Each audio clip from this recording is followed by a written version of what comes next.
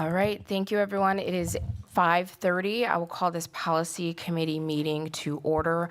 Ms. Schopp, may we please have a roll call vote? A roll call. Yes. Thank you. Spencer Anderson is absent this evening. Greg Schneider, Present. Amy Levy. Here. All members are present except Spencer Anderson. Thank you so much. Is there a motion to approve the agenda for this evening? So moved. All right. Any discussion? Oh, I'll provide the second. Any discussion? All right, hearing none. All those in favor, please say aye. Aye. Aye. Motion passes unanimously. Next up, is there a motion to approve the minutes from our August policy meeting? So moved. I'll provide a second. Is there any discussion? Hearing none, all in favor, please say aye. Aye. All right, that motion passes unanimously. That brings us to 2A, Policy 850. Since we've already reviewed this, I just wanted to check in with Attorney Barand. Hi, Attorney Barand. Hopefully you are doing well.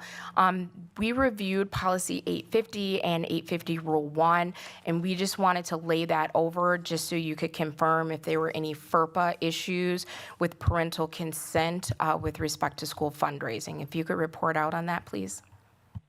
Correct. I do not believe that there are any FERPA implications of concern in that policy and rule. I know we had discussed whether there was a reason we were distinguishing age-wise as to who needed consent. I think that's a matter purely of policy. Thank you so much for providing that update and for going ahead and confirming that we were in alignment with FERPA rules. So we do have two board members not on the committee joining us. So just to give you a heads up, I defer to the committee first, and then I open it if there are any questions or comments. I do have you both on my screen, so if there is a point in which you want to chime in, if you could just press that hand raise function, and I'll keep an eye on the screen and make sure that we come to you. Board Member Schneider, do you have any additional edits or questions for either Policy 850 or 850 Rule 1? I do not. I read it over. It seems to have captured all the edits we have done in the past. Perfect. Same here. Is there a motion to approve Policy 850 and 850 Rule 1 to move on to the full board for first reading? So moved. All right, I will provide a second. Is there any discussion? I have a couple of comments. Please. One, in taking a look at the policy, you have actually several people that can approve this with the prior approval of superintendent or designee or chief of communications and marketing. Is there a reason that you have so many and you might want to just limit that to like either superintendent or designee or superintendent or chief of communications and marketing? So because sometimes if there's too many people that can approve, sometimes it can get lost. No, and actually we discussed that when we reviewed it at our last policy meeting. It depends on how widespread the communication is. So if it's something that's just being handed out in a building, then we would have our building administrator approve that. If it's something that's going out district-wide, we put the superintendent or designee, but because we know that superintendent or designee are typically very busy, we wanted to give the chief of communications and marketing the opportunity to have the authority to approve those as well. But the principal gets to do it within the building? Correct, as provided in policy. Were there any other questions and comments for either 850 or 850 Rule 1? And there is that communication loop, so if the principal approves something, there's that loop where that does get forwarded to KEC, so everyone is aware.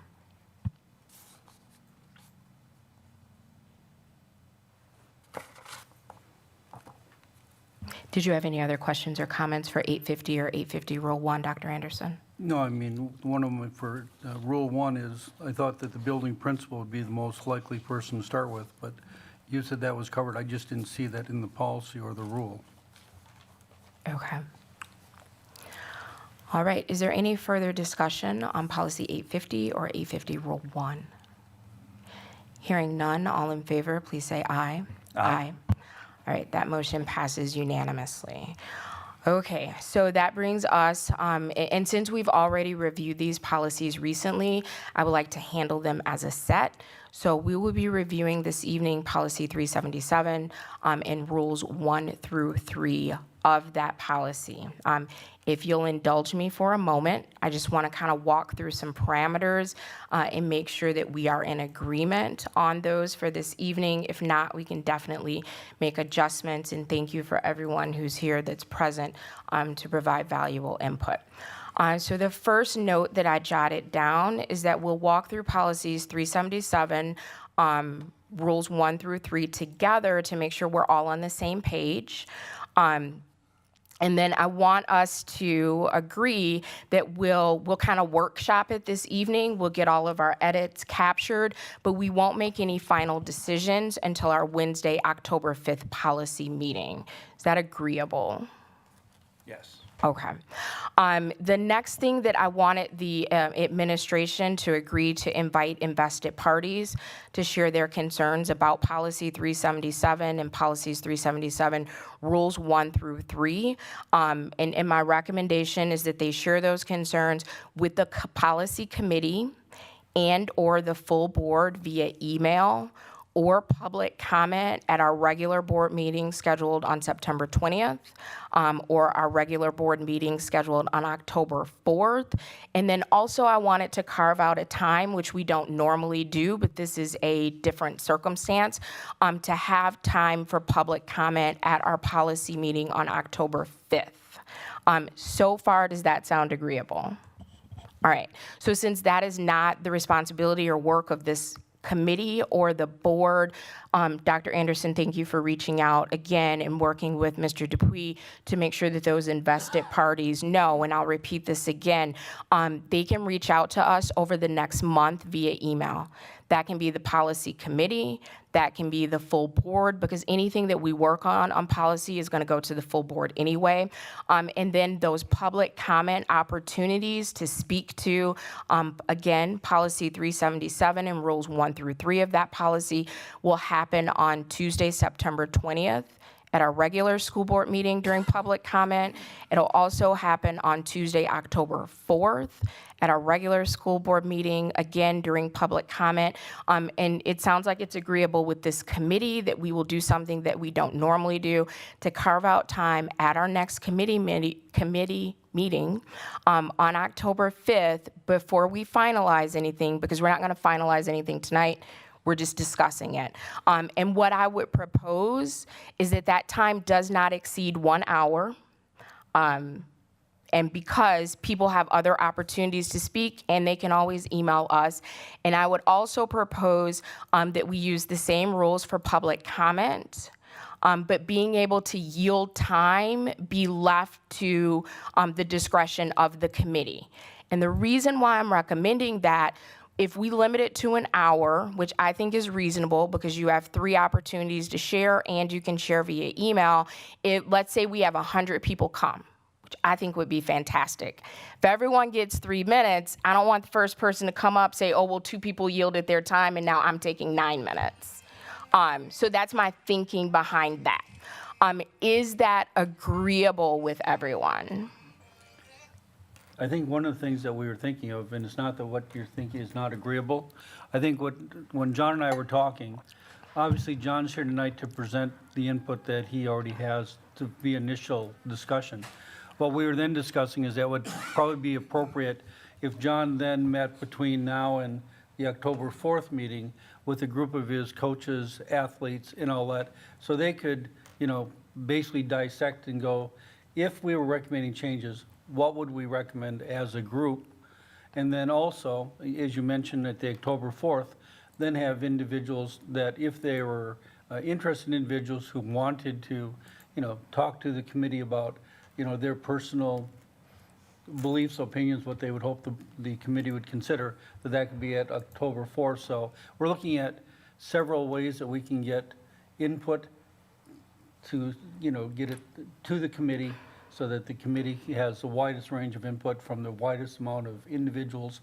So you can take all that to determine, after listening to everything we've heard, are there any things we'd like to change? So we are working on already how we can get the most input to bring back to the policy committee.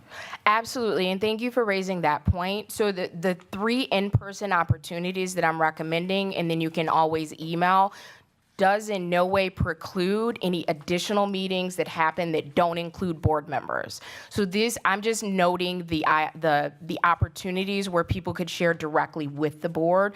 But if you want to do those separate meetings and bring, I absolutely support that. But I just want to make sure that we're on the same page. Is everyone, for our October 5th meeting, where we will make decisions and then pass those on, hopefully, to the full board. Is everyone okay with offering a time? Community members can come and share their perspectives. If coaches want to come, do we believe it's reasonable to have a 1-hour time slot set aside in addition to these other opportunities that are being described? Yes, that's fine. Okay. So I will work with Ms. Shope and Dr. Anderson to make sure that that is captured in the agenda and it's posted. And then Dr. Anderson, again, if you could promote that to all invested parties, that would be greatly appreciated. All right, I think those are all the things that I wanted to make sure that I cover. So we are just going to walk through, starting with policy 377.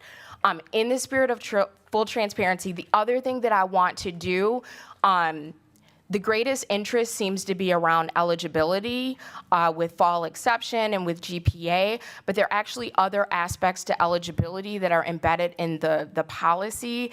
And I want to be super sure we're all on the same page, we all have the same understanding of the policy. So we're going to walk through all 3 of them. Mr. Dupuis, at any point, if you have some input, just go to the mic, hit that red button, flag me, and I'll bring you into the conversation. All right. Here we go. So we are going to begin with policy 373, policy 377. Michelle, thank you in advance for capturing all of these proposed edits. If you need me to repeat anything, just yell. The first thing that I want to make sure that we're clear on, under limits to participation, that paragraph speaks to if there's a code of conduct violation, students will still be able to participate in practices, but not in competitions. I think that first bulletin point could be a bit more clear. It said participation may not be limited if participation is tied to student grades.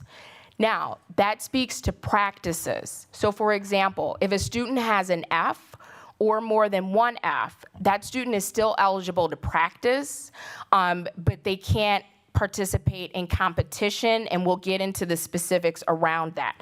But the way it's currently stated, participation may not be limited if participation is directly tied to student grades. That could be a bit confusing because someone may see that as you can't prevent me from participating in a game or a competition because of my grades. So Attorney Brand, could you assist us in cleaning that up? I'm thinking about participation in practice, or whatever that practice equivalent is for activities, may not be limited if participation is directly tied to student grades. Does that make sense? I think the intent of this one is that, especially if it's in a club or something, if the student is getting a grade for a class, that we can't limit, wouldn't limit participation. I don't think it's referring to the entire grade that they're receiving for a course, but just if it's tied to a specific assignment grade. No, that's a good perspective. I wasn't thinking that because the paragraph leading up to it talks about how activities are defined, and it has things like assemblies, dance, homecoming parade, et cetera. But that would make sense if you're in the band, the homecoming parade may be required. Attorney Baran, and if we need to stick a pin in that so you can kind of process and then loop back to it, I can just make a little note to do that, so please don't feel pressured. But if we could make sure that the layperson reading that would be clear on what our intention is. So I see it as twofold. The first, as Board Member Schneider pointed out, if an activity is tied to your grade, for example, if you are in marching band You can't be prohibited from participating in the Memorial Day Parade if that's connected to your grade. And then the other thing we want to cover for is to make sure it's clear that your grades will not prevent you from practicing, but your grades can prevent you from participating in a competition or that equivalent on the activities side. So I'm going to put a big star next to that one. And then if I don't do it on my own, please someone remind me to come back to all of my starred items. Deal? All right. So Board Member Levy, you want me to work on some language to clarify that point? Am I correct? Please. So policy 377, and even if you, because again, we're not making any decisions tonight. We just want to highlight things that we need to discuss and find consensus around so that when we come back for that October meeting, we're ready to hear it, additional and remaining feedback, and then make decisions on the policy before it goes to the full board. So I'm just going to put an asterisk next to that one if you could kind of put it on your to-do list, and then we'll follow up on October. I think that'll be the most time-efficient thing to do. My next question is at the bottom of that same page. It says that topics in the School District of Beloit Athletic and Activity Handbook will include but are not limited to, and then it lists 4 items. Now, I went on the website. I was able to find, and Mr. Dupuy, this is probably a question for you. I was able to find the 2022-2023 SDB Family Handbook. But is that different than the School District of Beloit Athletic and Activity Handbook? And if yes, where can I find the latter?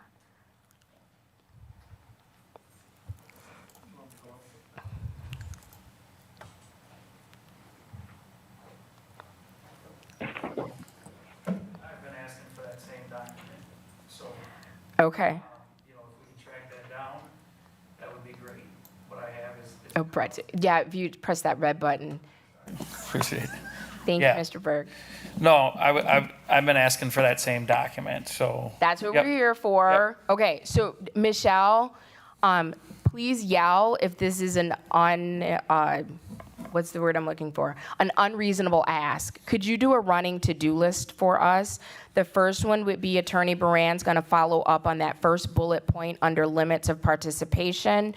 So Mr. Dupuy, you can confirm that those are 2 different documents, right? Well, is that the document you shared with me today, Ms. Schopp, or no? So let me add this, it might be helpful.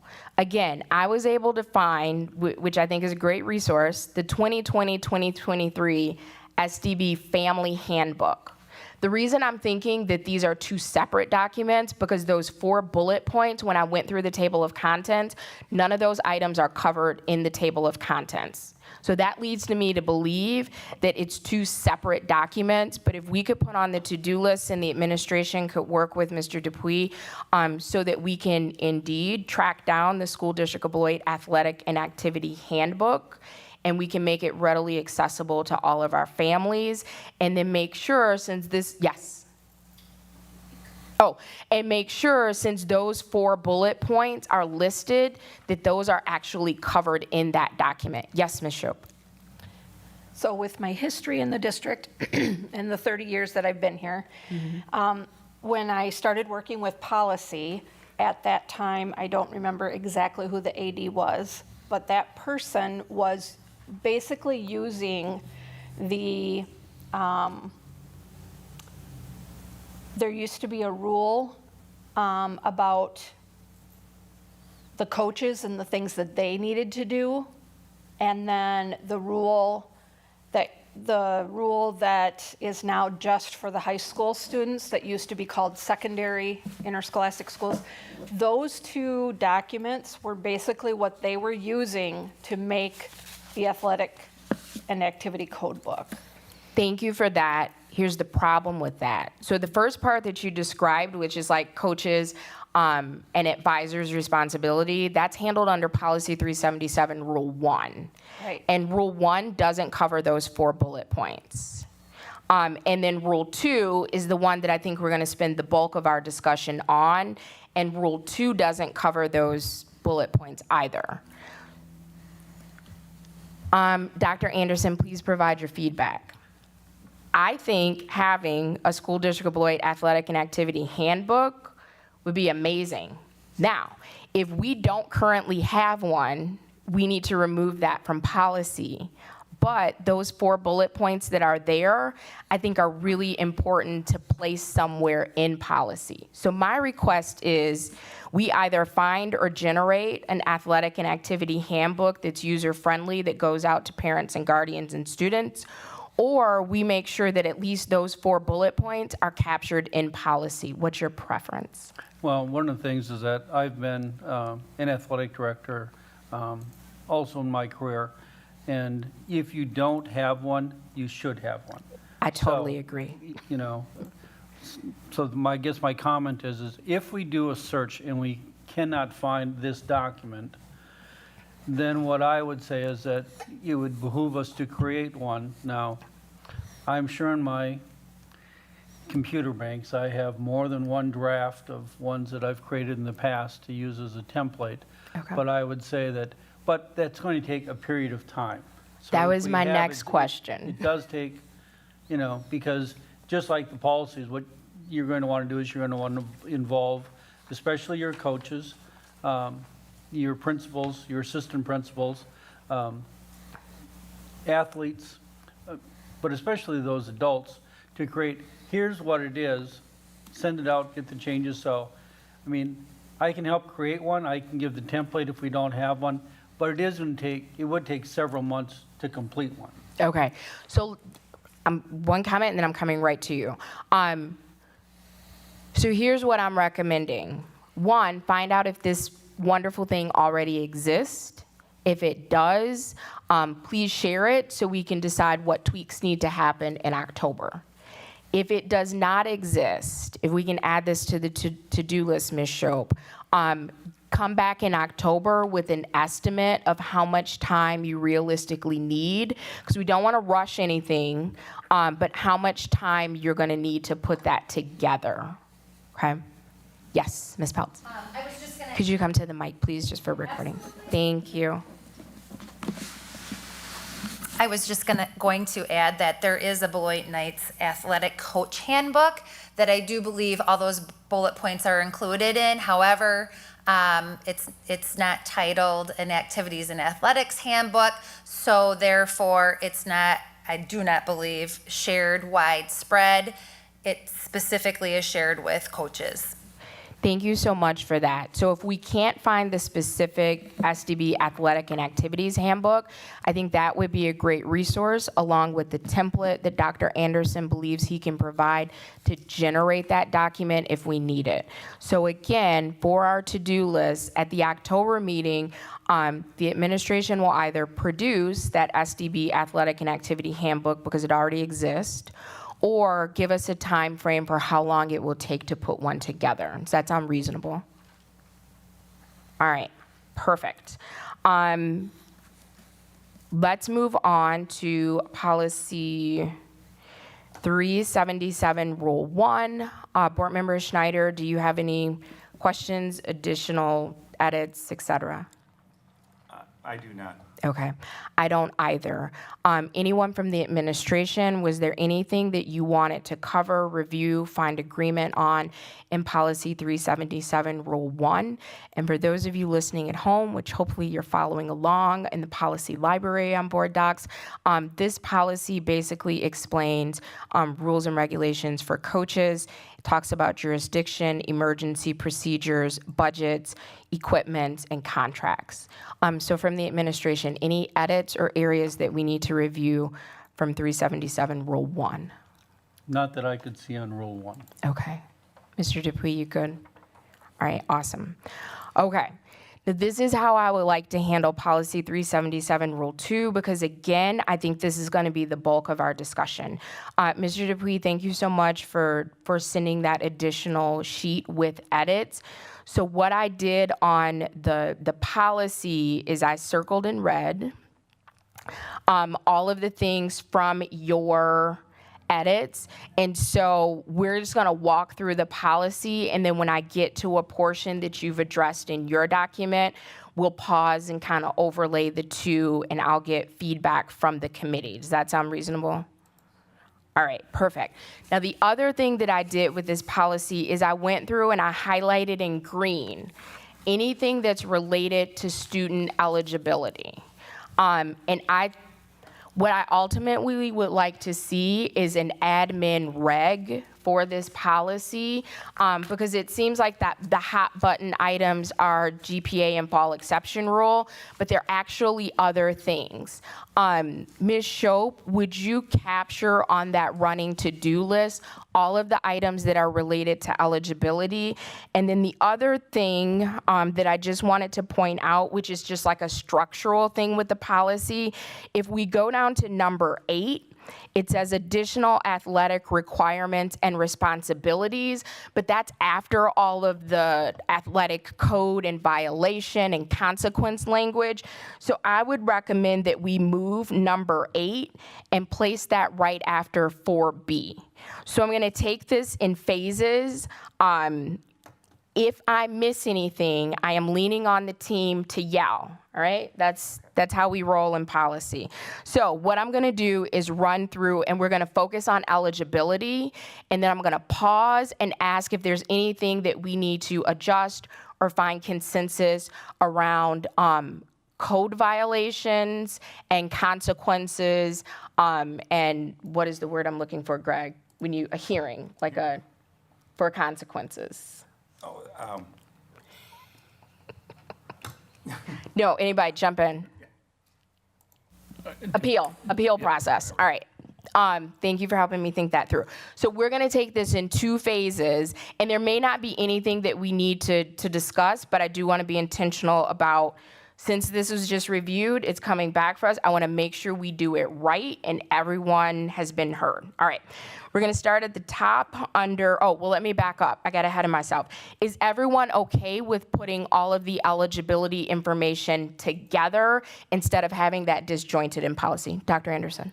I have no problem with doing that. What Okay. I do want to remind everyone is that a lot of the information that John gave us for recommendations, I think that they might change after a further discussion with a larger group of individuals. So I Yeah. just want to remind people that he was giving his input on what he would like us to consider. But my belief is, from past experiences, that once he sits down with coaches, parents, athletes, and gets, dissects it in greater detail, there may be changes to some of the initial items you brought today. No, absolutely, and thank you for that context. And that's why, again, we're not making any decisions this evening.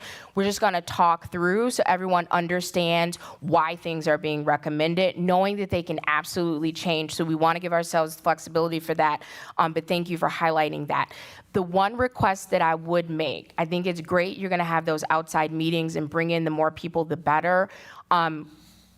My request for the committee is that, on behalf of the committee, if those could happen within the next couple of weeks, so that just like you submitted this document, if there's a new document that you're submitting, so Michelle can get that and kind of incorporate it in the edits, so the policy committee will have an opportunity to review it, as well as our attorney, so that when we come to the October meeting, everyone has had the opportunity to review it, develop their questions, and we're not fumbling around at our October meeting. Is that a reasonable request?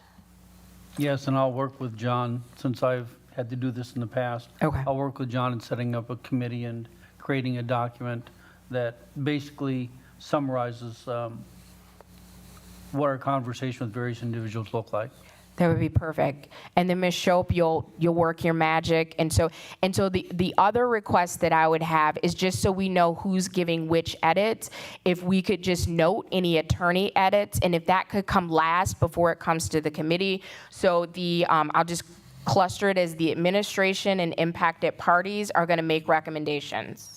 And it's going to be clear that that's their recommendations. And then it'll go to the attorney. And Attorney Barand will make her recommendations, if any, and then it'll come to the policy committee. Perfection. All right, here we go. Policy 377, Rule 2. So the first thing that we haven't discussed a lot that students have to have in order to be considered eligible is to have a signed athletic and activity code. All right? Now, What I learned this spring that I didn't know is there's not a separate athletic and activities code. It's actually the physical policy 377 rule 2 that they sign off on. Okay, now, no judgment, we're all in this together. What was brought to my attention was that as recent as 2021, parents were given a policy 377 rule 2 to sign, but it was from 2013. So, again, no judgment, but I just want to make sure as parents and guardians are receiving the code to sign, which version of the policy are they receiving currently? So they register on 8/18 and they have to sign off on this document along with other documents. And once I received the version from June 6th, I 7th. think June 7th, Yep. 2020, we had updated that, but that was mid-July. Okay, So it has been updated on 8/18, but when registration opened, I'm not sure what document was on that. now, and here's the added bonus is that last night the board voted to suspend the policy that was approved on June 7th. So the current policy that's active now is from 2016. So I'm certain that that's going to require some follow-up with families and parents and guardians to make sure that they have the correct version of the policy. And while we're on that, Ms. Shope, and then I'm coming right to you, Dr. Anderson, could we put 377 and rules 1 through 3? I believe the status would be on review or being reviewed, and then the active version of that policy set is going to be from 2016. You probably already did that. No, actually, that was going to be my question tonight is Yep. how did you want that represented in board docs for policy? Because I can like unretire Yep. the one that was retired and put it back out as active. And that would mean that I would have to not delete, but I would have to get rid of Rule 3 because we didn't have Rule 3 back then. And then I would have to unretire Rule 1 and 377 if we're going back to all of those. So here's That was like my Yep. confusion. So let's resolve that now. So this is what needs to happen, and you tell me if that's feasible. All right, and I haven't forgotten about you, Dr. Anderson. Policy 377, Rule 3, we're gonna put that in a box. Don't delete it, because Nope, we I still won't. need to be able to access it. But, okay, so I'm thinking Excel, just hide it. All right? Policy 377 and Rule 1 and 2, the version from 2016 needs to be made active, and that should be the only one that people are able to view if they're not a board member or administration when they go in the board docs, per the vote last night. Okay. Yep. Dr. Anderson. When we talk about having a signed athletic and activity code of conduct, when we finish the handbooks, if there is one that already exists, we can work on that. If there's not, then all the ones that I've worked on always have a sign-off page. So when the final handbooks are completed for the coaches and the students and their families, there will be a page for them to sign off on. No, that's perfect. But my concern is in the interim, we got kiddos playing sports, and the policy from 2016 requires an athletic and activities code of conduct sign-off. So if you could just make sure that we're using the one from 2016. Yep, so let me just make sure I'm understanding Yep. what needs to be done. Do you want me to push out in a mass communication that we're going back to, or 2020 is on pause, here's 2016 document to all the athletes that have registered and their families? Athletes and activities, yep, Okay. that would be in line with policy because of the suspension. Now, I'm getting ahead of myself, yes. Okay, and so then, right now, we're using multiple systems on how we register. Okay. Like Dr. Anderson is saying, moving forward and talking with my secretary, it would be easier to roll everything into our school instead of having 8 to 18 in our school, so we can work on this. And that's where we can upload the co-curricular handbook within our school, so when they have to sign multiple documents, they go from there. So I will speak for the committee. We trust your judgment, and however you need to execute that, I'm sure you and Dr. Anderson will figure that out, and it's going to be great. But the direction from the board is that we have shifted back to the 2016 policy. So to make sure that we are in line with policy, all student athletes and students who are participating in activities, which is something that we discussed in the spring, we need it for both sides. They need to sign off. And I'm not certain that that was happening across the board. So do we need new signatures from these people on these documents? If they did not sign off on the 2016 policy, yes. Okay. And that needs to happen for athletes and students that are participating in activities. All right, so the next thing that I've highlighted, which is related to eligibility, is that athletic fees must be paid. So, and again, the committee and the board is not going to jump on your side of the fence and how are you managing if that is being paid. But since we're going through the work of walking through this policy, that's number 2 on the list of eligibility. So Ms. Shope, if you could add that to the list. The next one, and I don't want any student to be caught off guard. So I believe the prudent thing would be is to explain to students and families that the 2.0 minimum GPA requirement has been paused for now, but there is the potential that that could come back once this policy makes it back to the full board. And that would be, if we're not making any decisions until October 5th, that's after the first Tuesday board meeting, it could come back to the full board as early as the 3rd Tuesday in October. So I just want students and families to be aware. It's paused for now, but it could come back. So if we could just, if you all could be very clear in that messaging, that would be greatly appreciated. All right, so this also comes to the first place, Mr. Dupuis, where you sent some notes. You wanted to delete, so in the policy, it's 1A, 3, and 4. So have the 2.0 GPA, you want that stricken. I think that's yes, you want to add something? Yeah, let me clarify. Please. And so, before I knew what direction the board was going, right, this obviously was brought to my table. So I started having initial conversations with the admin team, coaches, parents, students about this policy, right? And this is an initial suggestion, right, that I'm bringing across to the board. This is not saying that, this is, again, to open debate. I want to continue to collaborate with all these people and come to a consensus of where we're going. So yes, this document was asked for myself to put together. So these are the suggestions at the time, but I think they're starting points to have conversations. Okay. Okay, So it's potentially evolving. Right. All right. If that makes sense. And It so, yes. absolutely makes sense. I am a fan of clear and direct communication. So I'm just going to ask you. Yep.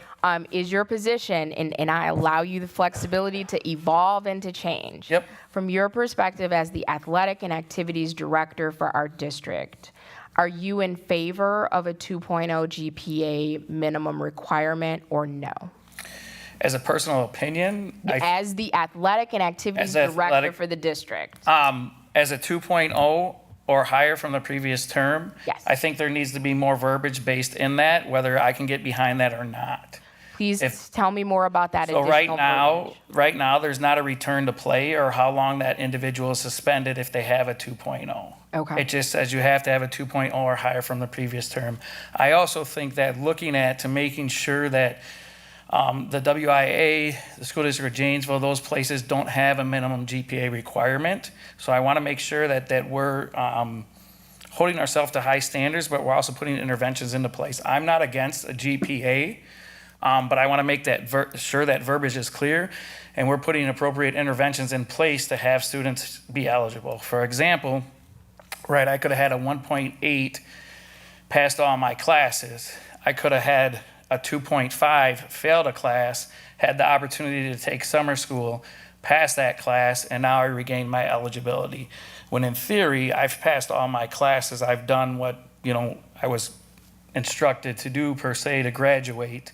And now I can't play, but another student who did fail a class has an opportunity to regain that eligibility. So I just want to make sure that we're having conversation and we're clear with all stakeholders about what our expectations are, and then what are we doing for students to get them back on the field and the court in those manners. So I think a 2.0 is a bit high, but if we have the right supports and interventions in place, it is what it is. Okay. And I'll throw this out here because this is my perspective, and then I would love to hear from you, Board Member Schneider.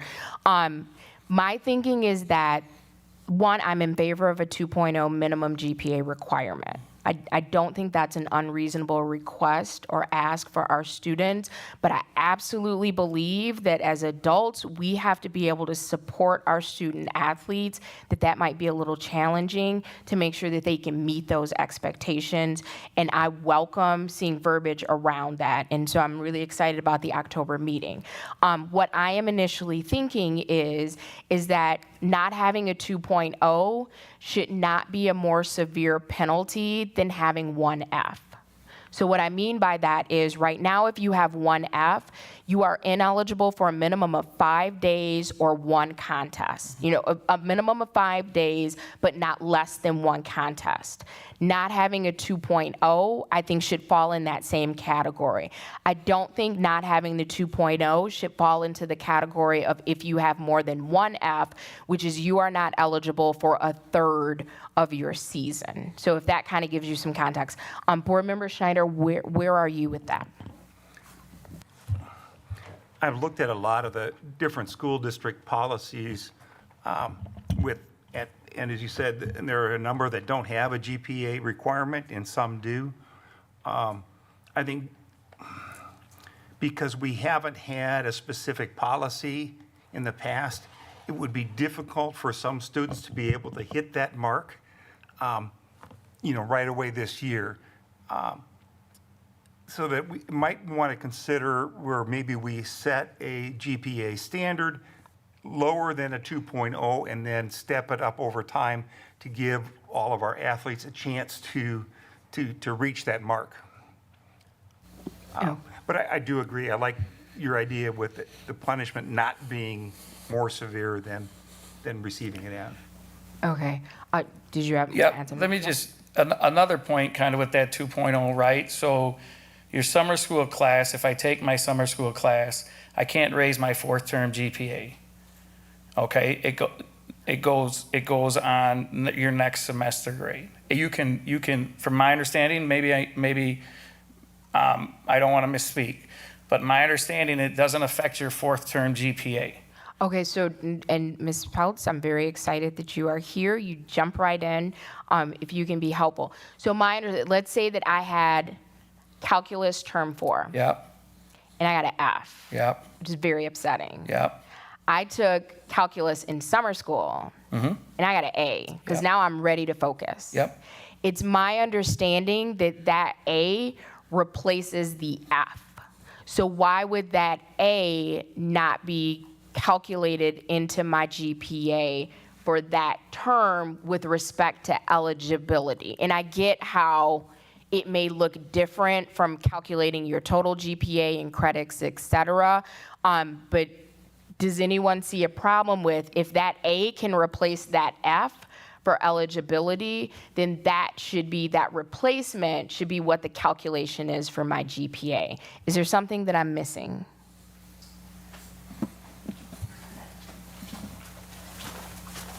When a grade is replaced, it affects your cumulative GPA, not your GPA for a specific grading term, and that's the issue. And really, that's an issue that is stemmed from our SIS, our Student Information System. That's how Skyward works. Right. So you could, so using your example, you could replace your F in calculus with, let's say, an A, and then, like internally, we could track if a GPA or grades were to go up from a specific term, but it's not, your cumulative GPA is what is ultimately affected, not each individual grading term's GPA.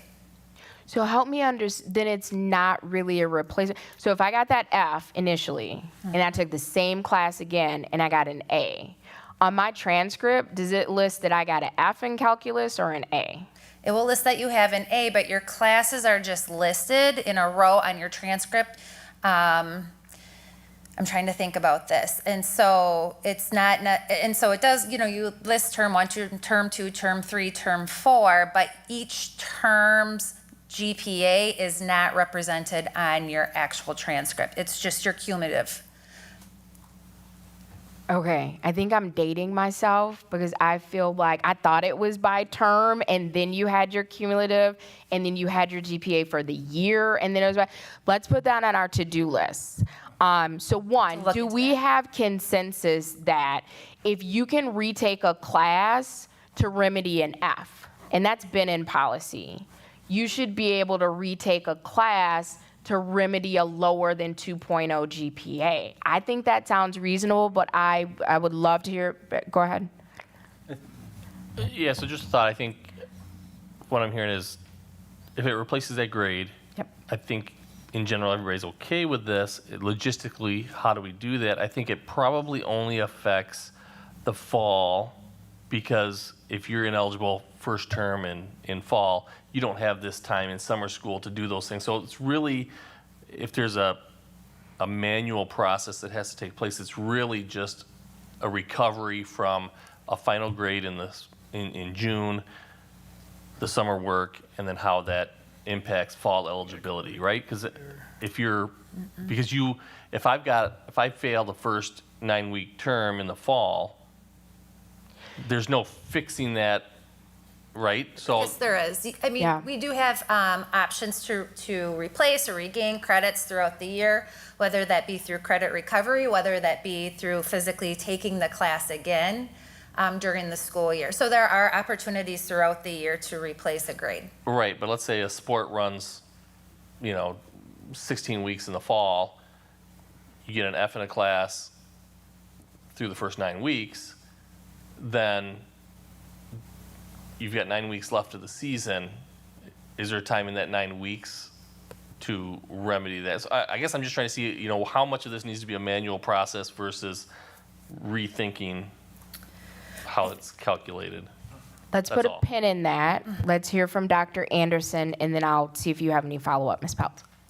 I think one potential solution to this is to give an option. In other words, have a standard grade point if 2.0 happens to be the one, but then also equate it with your grades, because when we talk about Fs, I could be, I could have got a 3.5 my freshman and sophomore year, so my composite GPA is already well above the 2.0.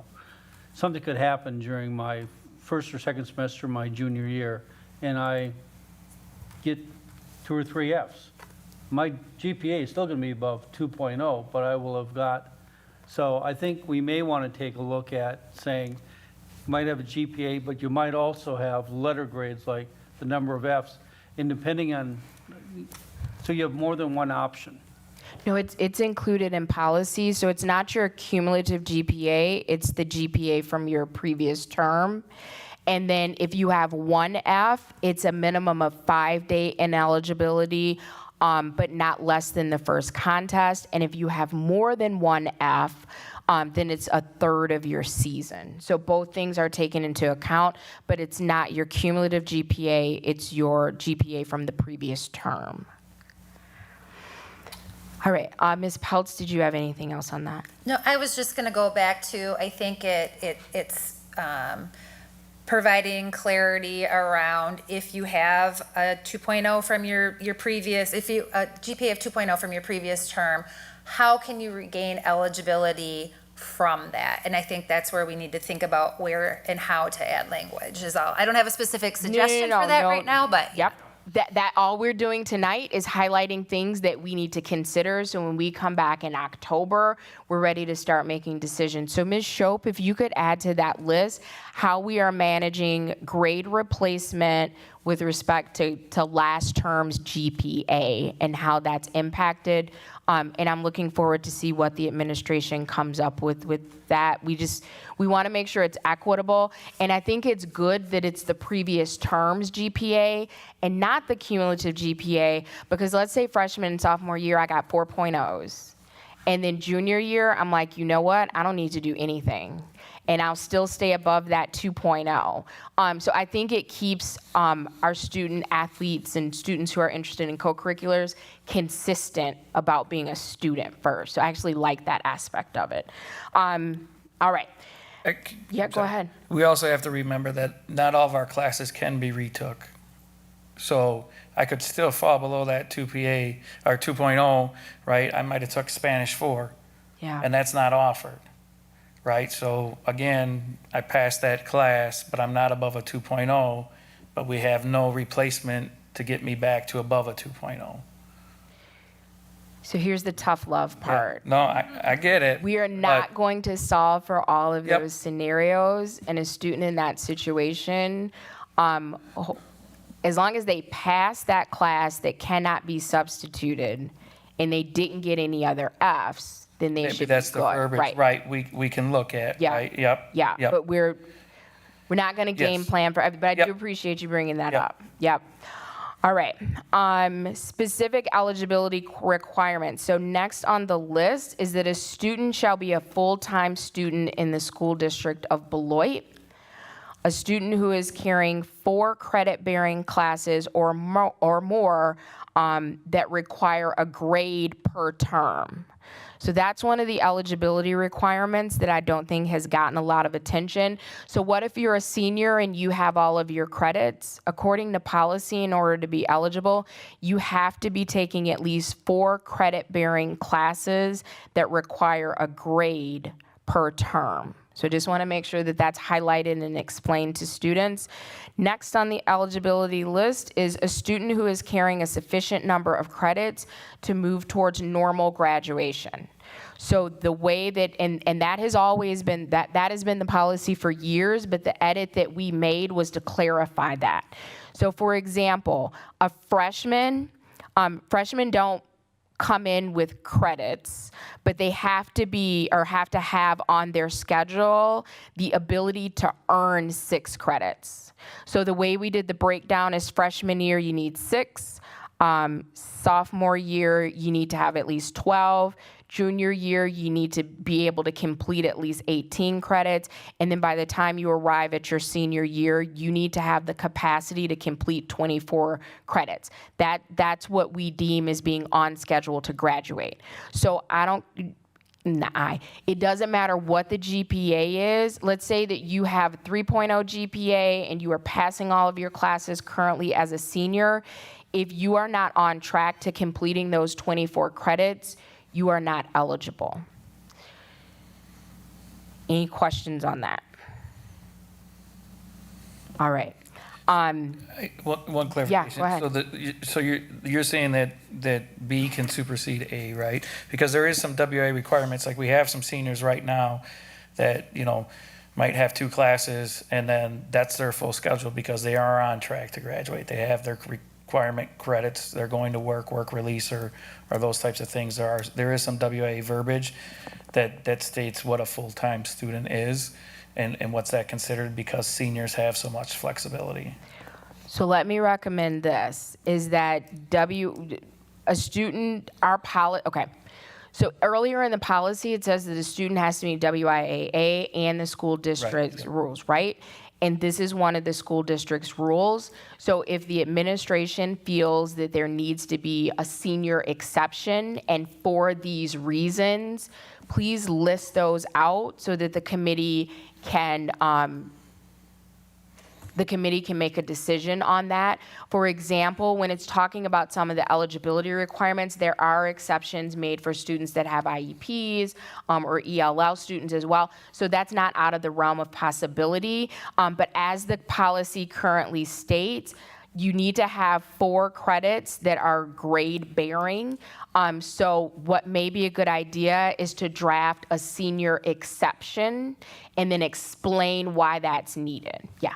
Also, there might then need to be some clarification around what is a school board approved activity, because the bullet states a student who is carrying 4 credit bearing classes or more that requires a grade per term or is enrolled in a school board approved activity. So, for example, a student who is doing work release, is that considered a school board approved activity? Or a student who leaves campus to take college credits, is that a school board approved activity? So I don't know if we need some definition around what that means to bring clarity to it. Yeah, I would think that that has already been covered, because annually the school board determines, like, this is our core curriculum, these are things that are approved. I think Porter Scholar and cross-category credits, et cetera, all of those are on the approval list that the board does annually. So those opportunities would be board approved. Okay. Perfect. No, good point. Yes, thank you. I believe there is a policy, and I was trying to look it up really quick, and my search function isn't working right at the moment, that states what are board-approved activities. Yep. And like work release is one of them, and Porter Scholar is one of them. And so there's like a list, I want to say 10 to 12 different things that are considered board-approved activities. So, I mean, it can still be reviewed to make sure that it's current, up-to-date, or whatever. So I can try to find that and then just send it to like the committee and to administration and say, take a look and see if there's something missing that you would like, or something that's obsolete that should come off, kind of thing. Absolutely, and if you could make note for us to cross-reference that policy at the end of this one, that would be perfect. Okay, will do. Thank you so much. You're welcome. All right, so I'm gonna jump over to the recommendations the initial recommendations that you sent. So you want us, and this was just at the time, you have the space to evolve, I'm just working off of what we have now, to strike the language that says the director of athletics and activity will support coaches and students by tracking those students with F at the grading term, and midterm, the district will use the data tracking method to follow progress. Now, I did some highlights from the information you included. Let me know if I missed anything, and I'm just bullet pointing this. So the athletic and activities director, you would send out kind of that notice to our educators, hey, update your grade book, which I think is fantastic. The next thing that you'll do is on the first and second full week of the month, you would run a grade check. I'm gonna pause there, because later in policy it says twice per month. Are those the only times you will be running, that you are proposing to run grade checks during the first and second week of the month? As well as our midterms in our regular grading periods. Right. Right now, we have midterms and we have progress, right? Those are kind of, So midterm and term? yeah, midterm and term, I'm Okay. sorry. Yep, No, no midterm and term. And so this would be on top of that, right? Because that first week, again, would be a meeting with me, communication out to all parties involved. Hold on, don't Yep. take us too fast. Yeah, yet. perfect. Nope, I Yes. appreciate the Yep, passion there. So I just want to make sure we're on the same page. You'll be doing grade checks. We're going to do term and midterm, and you'll get grades. But just the other grade checks that will be included will happen the first full week and the second full week. So do I take that to mean they won't be happening the third full week, the fourth full week, and the fifth if we have one? Correct. And you know, in talking again initially to teachers and coaches and administration, right? You know, if that example, that English teacher is out for a number of days because of an illness, right? And they have a stack of 150 papers, their grade books aren't going to be updated. Where they know that this is coming to them that first week of every month, we can hold them accountable from our lens. And again, these are initial conversations, Yep. You know, whatnot, but how can we regularly update that and communicate that with everybody? So parents will know that they're regularly updated that, you know, that first week of every month. I'm following up with that initial meeting, figuring out what's going on, you know, yes. So grade checks the first and second week, Yeah, the second week is a follow-up from the first week. but you are running grades, correct? Yes. Okay. Yep. So let me pause there. Board Member Schneider, are you comfortable with grade checks happening the first and second full week of the month, and then midterms and term? Yes. Okay. I think that's completely reasonable. All right, now let's take it step by step, because what we may end up doing is that the language that you submitted, for now, asking Ms. Shope to incorporate that into the policy, and that's what we work off of, because I believe that what you provided is more detailed than what we currently have in policy. It just says twice a month. But there's not a regular cadence. There's not, because it's not just about what our students are responsible for, what are our teachers responsible for, what are our coaches, our parents, us as a board. Everybody has to be in on this so that our students can be successful. So I really like the structure that you put in place. So much appreciated. So the next thing is that, so grade checks the first and second full week of the month. You'll be having those one-on-one conferences. So let me ask you this, because if we have it in policy, we got to adhere to it. That's reasonable for your workload, or do you want that to stay the athletic and activities director or designee if such a person exists? Well, in theory, that would be reasonable because I wouldn't be having to meet with numerous people, right? Okay. So over time, right, hopefully that these things are initially taking place. It is, and if not, right, I have to create time that Monday. I know that Monday, like I'm running a grade check at 8 a.m. and I'm starting to call people down, Okay. right, to see where we're at. You know, if it gets too much, you know, I think we could put that verbiage in there. But my initial goal is, and when I've had success with it, it's me having that meeting, communicating then with parents, guardians, coaches, administration. Hey, you know, John's on our radar. You know, English, he's failing English.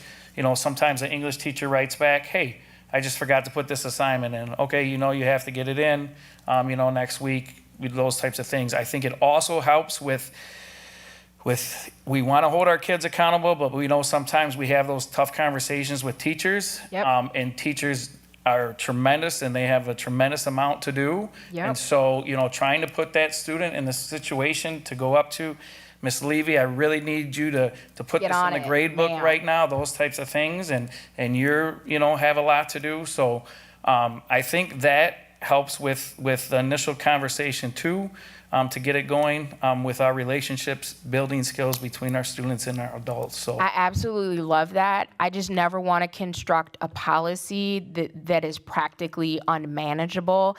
And keep in mind that this is athletics and any student that's participating in an activity as well, like same rules for everyone. yes, so maybe we probably should add somebody, you know, as a designee, you know, an admin onto that verbiage. You know, we have to obviously create our activity rosters and those types of things, and that's something that I got to talk to the admin team about. How are people registering for these things so we can run grade checks? Yep. You know, is it the same process when we do have a co-curricular code book? It's easy to manage because then they can, you know, we can implement band and fall play and those types of things. The tough thing with that is that, you know, some of those things are not, there's not really the time periods per se where we know, you know, football starts on this date, volleyball starts on this date.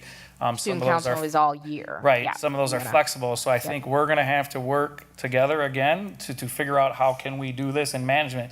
You know, there are some activities that that meet all year or they don't meet regularly. So am I running these checks on them monthly still, even though they might not have a meeting or a group this week? And so then this is kind of some history that we worked on in my previous district with some of that verbiage, because there is that gray area with activities. You know, Spanish Club might have a movie night this month, but then they might not have anything for another next 2 term, months, right? yeah. So now I'm calling this kid down. I think it's important to still have that intervention for that kid, but then if they're suspended, you know, for What the does it next mean? month, right, but they don't have an activity.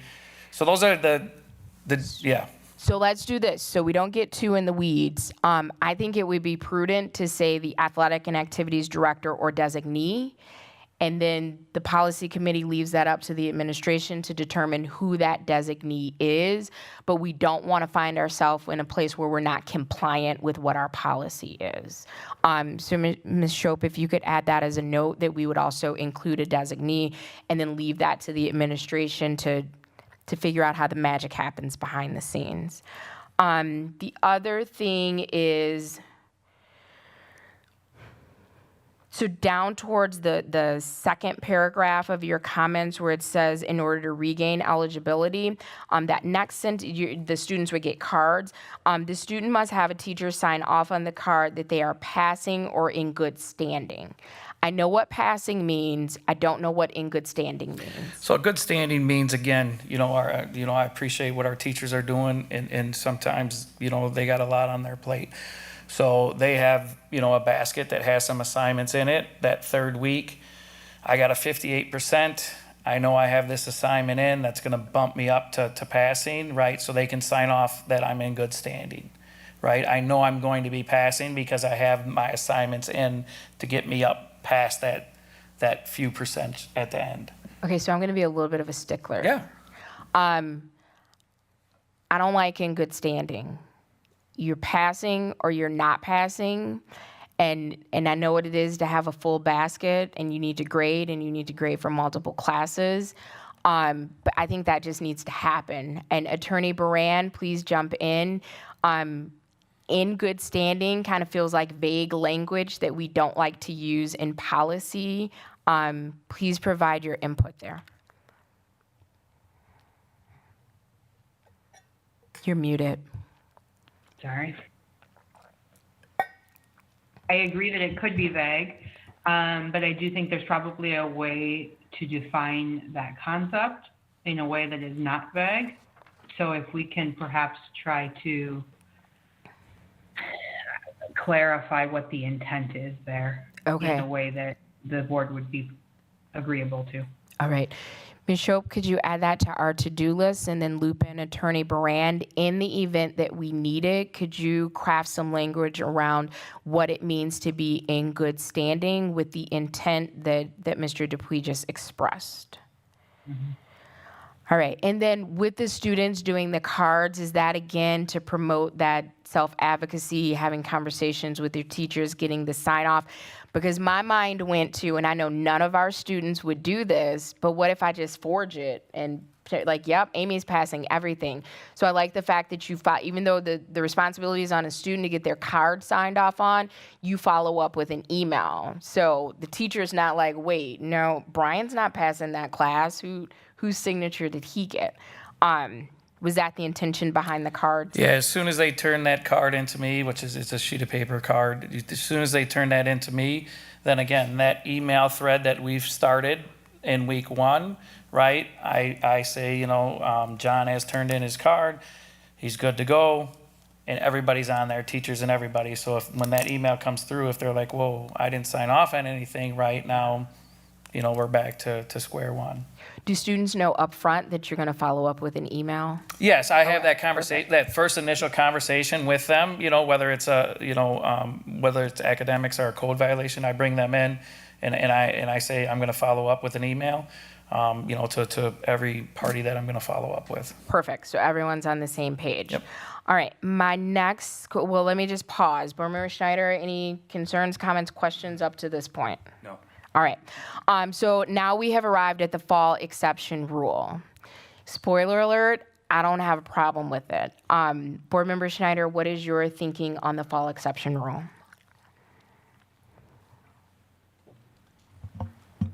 I don't have a problem with it since they do have the summer school or other alternative activities that they can do to make up those grades. Okay. And then the question that I had for you, Mr. B, and that doesn't mean that we won't consider it in October, but just to kind of give you a pulse of where 2/3 of the committee are. One thing that I was concerned about is when you submitted the original document about what you wanted to strike, you also struck, recommending for striking, the academic interventions. And I love that you have academic lab in your additional language around the grade checks. But part of the, and so I just wanted to make sure this was intentional, part of the request to have stricken is the passes to go see the teacher at lunch, the working before school for tutoring and after school, and then also coaches must allow student athletes or students participating in activities. So we need to expand that language. Probably just make more sense to say coaches must allow students participating in co-curricular activities to seek academic assistance after school until 4 p.m. without penalty or repercussion. So one, is there a reason that you struck those academic interventions? Well, I think those academic interventions, I would like to be more targeted. I would like to, because, you know, I can get a pass to go to my instructor during lunch. Takes me 10 minutes to get to my instructor. What if my instructor has class, right? So I'm not getting the support that I need. We briefly talked about 0 and 9th hour. If we can get content specialists in the morning or after school, which would be a requirement if you're on my list, that you would have to go to 0 or 9th hour prior to practice that day. Otherwise, you would be ineligible for practice. Again, just initial conversations. I don't know if that's manageable. That's something that I have to talk with Ms. Powles and her team about, and can we do that? That academic lab, the same thing. Can we have intentional places, content areas that these kids can go to? Right now, for me, I like it. I want to be more specific though, so make sure we're targeting that the kids are getting what they need to get, right? Okay. And that's in that meeting, right?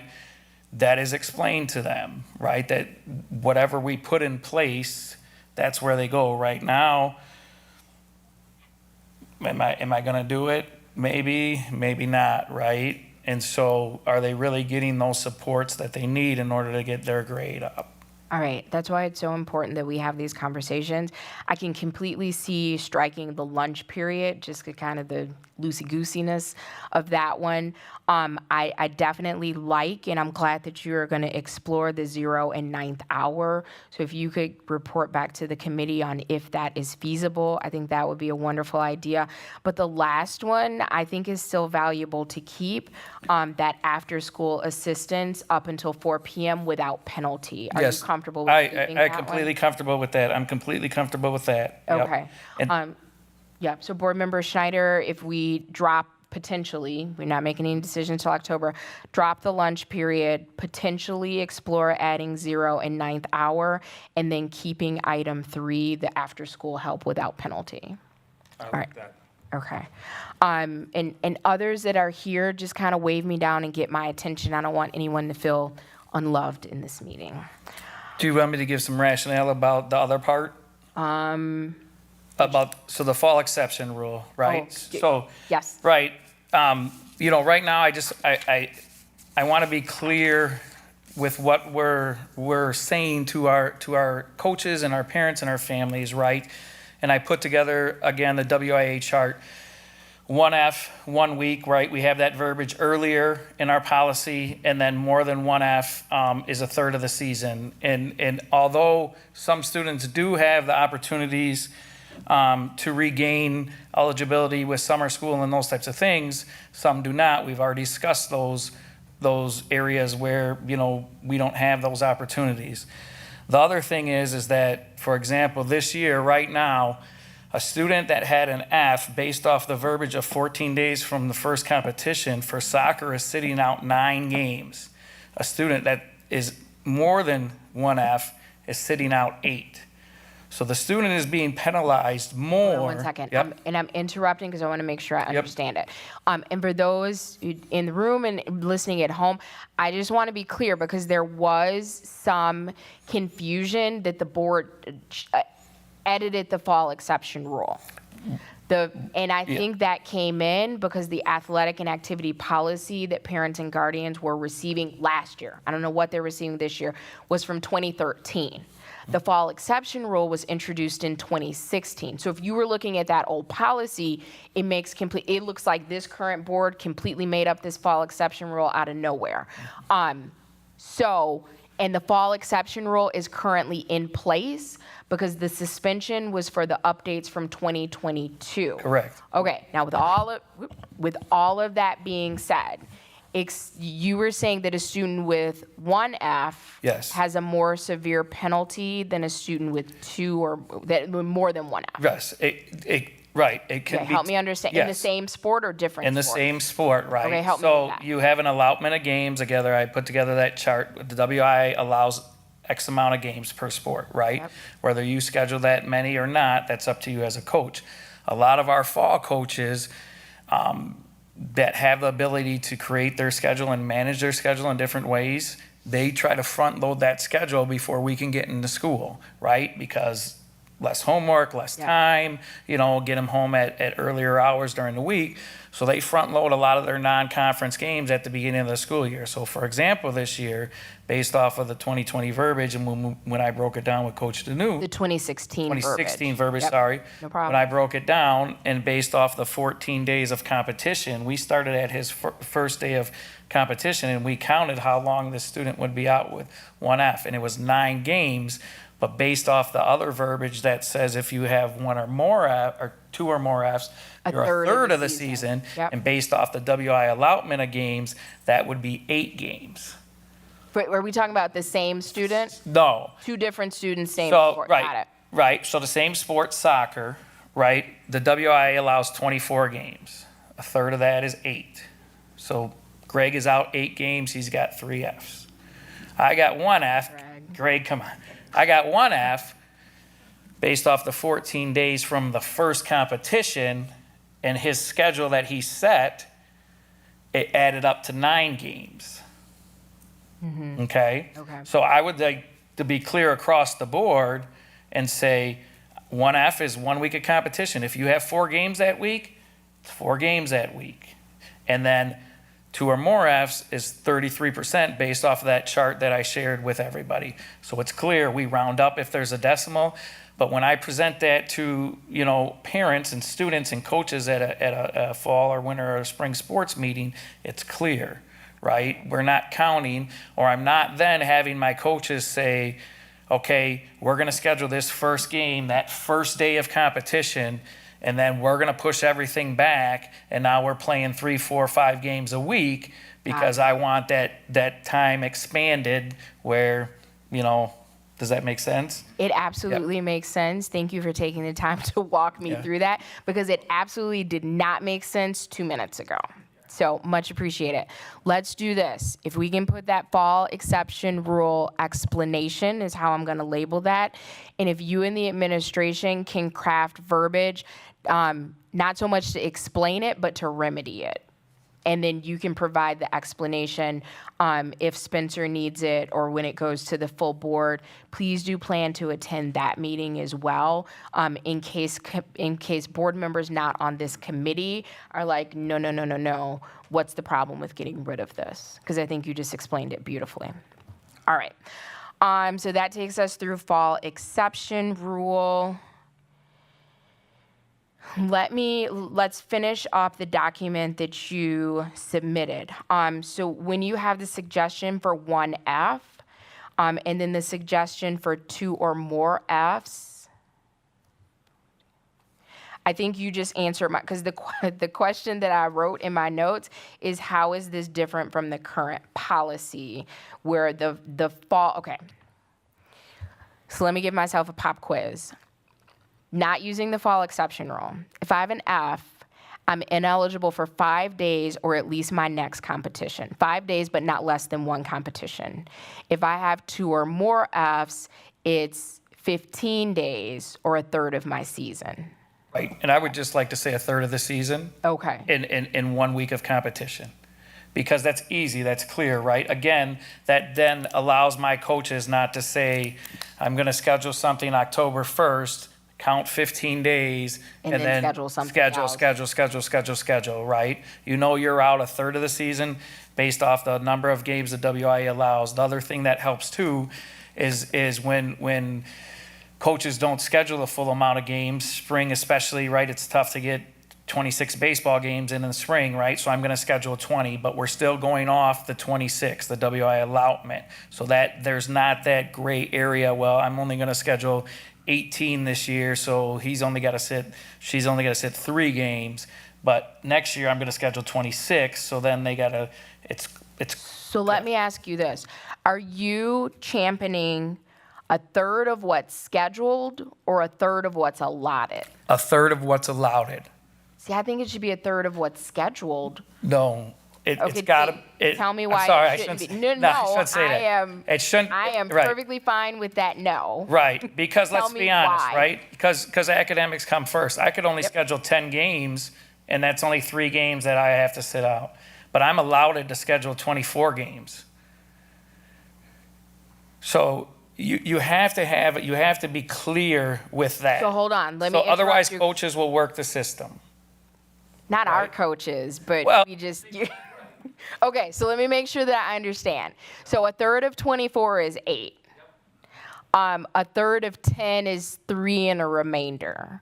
So if we're working off a third of what's allotted, and I have 2 Fs, because I just messed it up, Board Member Schneider, I'm going to miss 8 of my 10 games. That's up to our coaches to schedule the allowed contest. Okay, no, but if 10, okay. Yeah, we would. If You would be. 24 are allotted. But that's clear. Everybody knows that early, right? Because otherwise I it just want switches. to make sure that I'm Yes. understanding it correctly. You are If- correct. If my, Yeah. my sport, I'm going to Yep. repeat it because I know that there Yes. are tons of people that are watching at home. I can feel it. Yeah.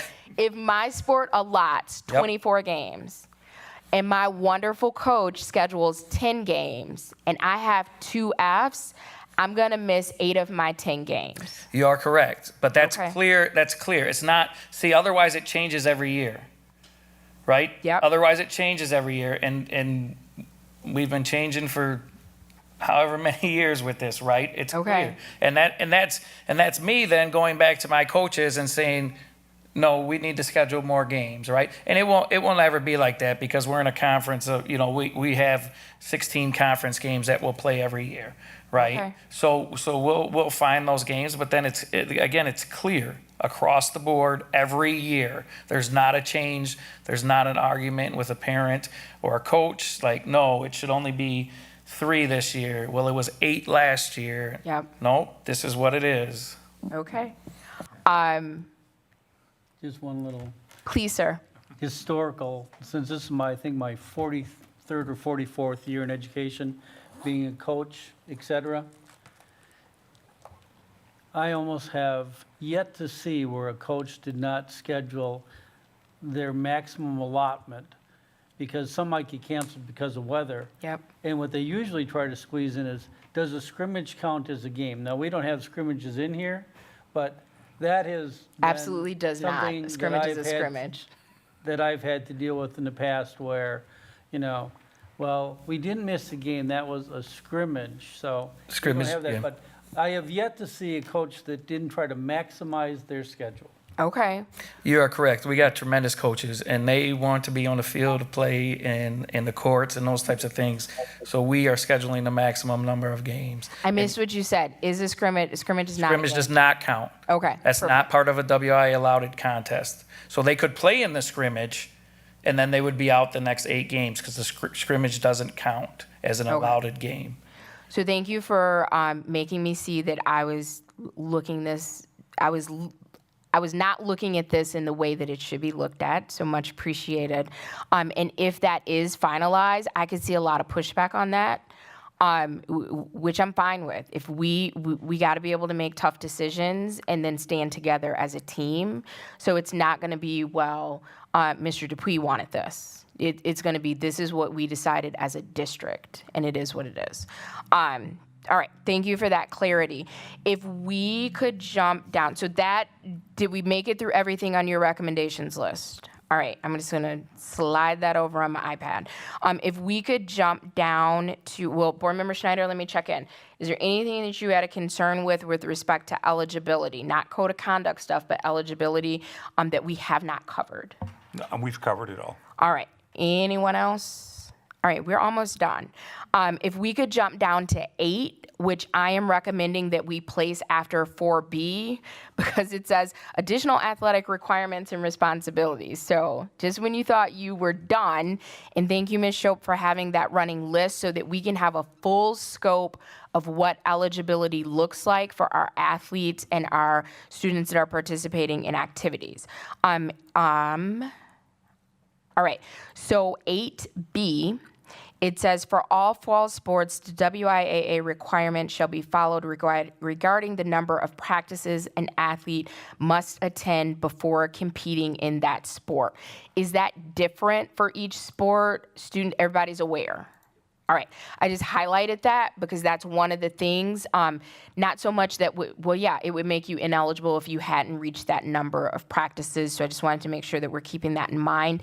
And then under B1, eligibility rules, each student athlete must have a physical examination at least every other year. Everyone's aware of that.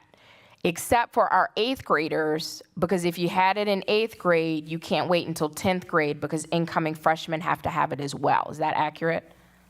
So all incoming freshmen have to have it, and this is something that we're working on, and how we can communicate with our intermediate schools in the spring with our fall coaches better to get information out. We've been playing a little catch up this year, but I think we have a plan in place to make sure that this is communicated. We did offer a few free offerings to people to come to the high school to get physicals this summer as well. So I appreciate our staff that allowed that. But yes, that is correct. 9th grade and 11th grade, you need it. Okay. Yeah, if we can push that communication out to the middle school, because if I'm a parent of an 8th grader and I got them a physical, I'm thinking they're good until 10th grade. So the sooner we can kind of reinforce that with parents and guardians, the better. I love the fact that I didn't realize they were free. I clicked on the link and they were already full, which was a minor inconvenience for me, but I was so happy that they were being utilized. And the fact that they are free is even better. I would, and Dr. Anderson, please share your input on this. How do we feel about letting people, and maybe it was, but I just missed it. As a parent, I didn't know it was free. If I am a parent that is able to pay for my child to have a physical, I wouldn't have even clicked on the link to sign it up, because I want our families that might be a burden to be able to access those services. So was it kind of publicized that those were free? So there was, again, I don't, not 100% accurate. I want to say that there was a link that our health system pushed out that would work with insurance on that, but there was no upfront cost. We also did have some offerings throughout that I believe were $20 to $40. But this is a process, again, that when it comes to the spring, having our fall coaches get into the intermediate schools, getting them this readily available information, and setting that up with our health services. So let me ask you this, Dr. Anderson. How do you feel about expanding that? And then Attorney Barand, if you could provide input later, would we run into any legal vulnerability by kind of pushing that out to our students? And maybe we can just use like the standard, if you're eligible for free and reduced lunch, you have early access to apply for these appointments. With that, is that legally sound? Dr. Anderson, you first. Yeah, what I have done in the past with school districts is that we've always had a clause that basically, if a parent was not able to afford some service, there are always funds that would cover it. Now, it might be through a free service, it might be through some other funds, but a student was never denied participation because they couldn't fulfill the requirements, such as, if there was a fee for the sport, if there was a physical they couldn't afford. Those were all covered, you know, if the person could show financial need. You could use free and reduced lunch as a criteria. Okay. But you could set your own also. I would absolutely I feel like your list is growing and growing and growing. So let me say thank you in advance for all of the hard work you are putting into this. And Greg and I and Spencer, we're going to roll up our sleeves and we're going to review everything that you submit happily. If we could have, even if it's just a tentative plan that we're going to develop further, I really want to make sure that all of our students have access, and not being able to pay for a service is never a barrier. So if we can look into physicals, and it may be transportation as well to the physicals, so if we can kind of start game planning how we can bridge those opportunity gaps, it may be, and our athletes have uniforms that the school provides, so that's not an issue. But even if it's like, you know, if you need footwear, if you need whatever, give us information, and maybe that's something that the board needs to find resources for to make sure that's available. I just don't want any of our students to be turned away from athletics or activities because they don't have what they need in order to participate. Yeah. All right. I think that's it for what I have. Board Member Schneider, is there anything that well, first of all, let me back up. Is everyone okay with moving number 8 to place that after 4B, so all of our eligibility information is together? Yeah, that Okay. makes sense. Is there anything that yes, Ms. Shope? So I just want to clarify where you're moving it to. Yep. When you say after 4B, that means that it would go Right before 5. after the personal conduct of students and before the code of conduct discipline. Yes. So this would be 8 would become 5. Right. And 5 would become 6. So that way we have all of our eligibility items together, and then we go into code of conduct. Okay. Yeah. Could I make a suggestion? Please. So I kind of feel like you're still splitting it up a little bit. Please explain. Because your student responsibilities and personal conduct of students that isn't necessarily eligibility. I mean, it's things that they have to be responsible for and that they have to do, and it may affect their eligibility a little bit, but it's not as front and center eligibility as the first 2 items and number 8. No, in I my completely opinion. agree. So let's do 1, 2, 4, 8. And I trust you to make sure that numbering makes sense. Okay. And then we'll have student responsibilities, and then we move right into personal conduct of students, and then code of conduct discipline. Okay, now, you just confused No, me. no, 'cause no, you no, said 1, 2, 4, 1, 2, 8. 4, 8. Okay. And then move 3 right before 5. Okay, so you want 4 to come before the eligibility. I think I can make this a lot easier. One of the things that I plan on doing, and I always say my mama didn't raise no fool, but sometimes there's an exception. Okay. Is that I will work with John to set up the various committees and get input prior to the additional input that we'll maybe get at our October meeting. I will then take all those and I will craft them into a document so that basically shows, here's what the policy was, here's the changes, I'll use different color codings, but I'll try to put everything so that you can see it in advance. It says here, or since our last meeting, here's with the, you know, from all the input that we've received, here are suggested changes throughout the document that'll be highlighted, scratched. So then if we want to change things, I mean, we may want to move something, but at least then you'll have a document that shows all the things that we've discussed prior to the comments, so they may need further changes, but all of the things that we talk about that we think should be a change based on conversations, I'll put in a document and send it to the committee. Okay, how about this? And I am just going to ask for personal indulgence, and I'm going to lean in. That is exactly what it is. If we can get this order correct, that would help my brain. And then you use the list that Ms. Shope has made and make all of those wonderful edits and then get it to us. But the way I process, if we could just have all of our eligibility stuff together and then our personal responsibility and code of conduct at the end, Is that agreeable? Yep, I'll let her give Okay. me the numbers and we can All right, cut, perfect. paste, move, and shift. Thank you for indulging me. So Ms. Shope, it'll be 1, 2, 4, 8, and then 3, 5. I'm going to push back just a little bit. I'm listening. Because I feel like 4, 4 I is knew about it. conduct and should be closer to your code of conduct stuff as opposed to eligibility. But that's just my personal opinion. No. I'm just reading one thing. I love a good no, all right? Because I think it's a good conversation starter. It wasn't Just no, it was a pushback. Let it be a no. It's fine. Hold on. Let me read one thing to myself really quick, and then I'll be able to respond. Okay.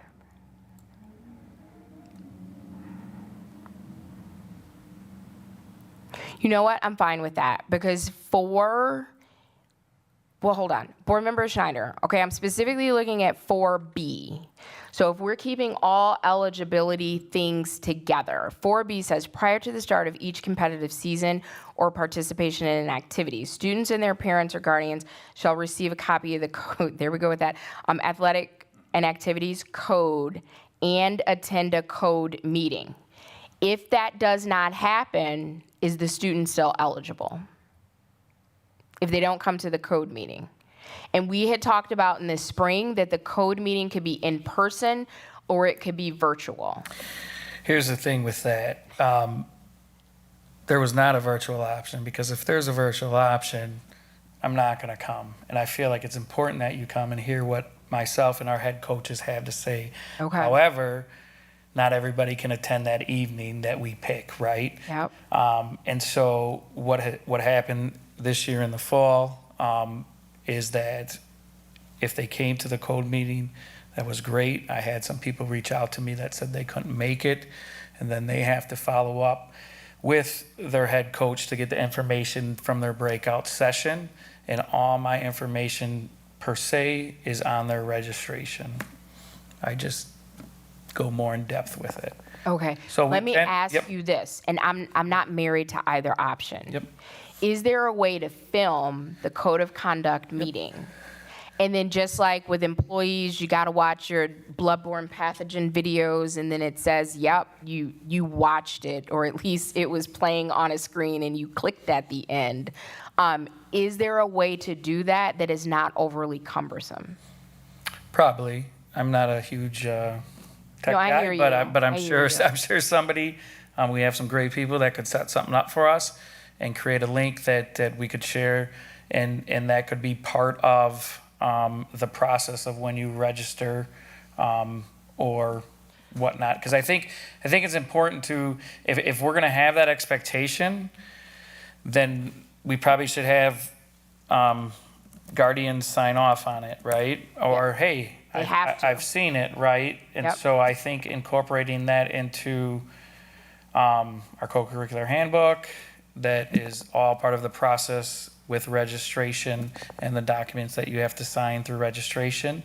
That I don't know if it would fit with registration. Again, I'm just thinking off the top of my head because we open registration a lot earlier than we do for our fall sports meeting. But we can easily, I think, attach a document that says you've reviewed this video, just like we do for our staff videos. So let me ask you this. How open are you to have 3 different options for attending a code meeting? It can be option 1 is old fashioned and my personal favorite. You come sit in the cafeteria, the gymnasium with all the other parents, guardians, students, and you hear the stuff and you ask questions and you sign off. That's option 1. Option 2 is what you described, that it sounds like is happening in practice.